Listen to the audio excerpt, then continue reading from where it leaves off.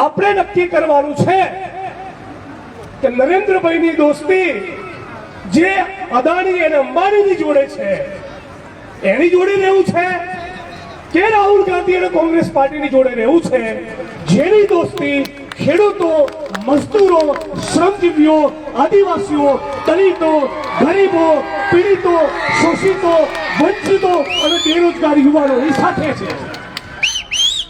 તમને નરેન્દ્ર મોદીનો ફોટો જોવા મળશે અનુષ્કા શર્મા જોડે, વિરાટ કોહલી જોડે, પ્રિયંકા ચોપરા જોડે, અદાણી અંબાણીની જોડે, અને રાહુલ ગાંધીનો ફોટો જોવા મળશે ગામડાના ગરીબ ખેડૂત જોડે, ખેત મજૂર જોડે, અત્યાચાર અન્યાયનો ભોગ બનેલા કોઈ ગરીબ આદિવાસી, દલિત કે ઓબીસીની જોડે, કે પેપર લીકનો ભોગ બનેલા બેરોજગાર યુવાનની જોડે.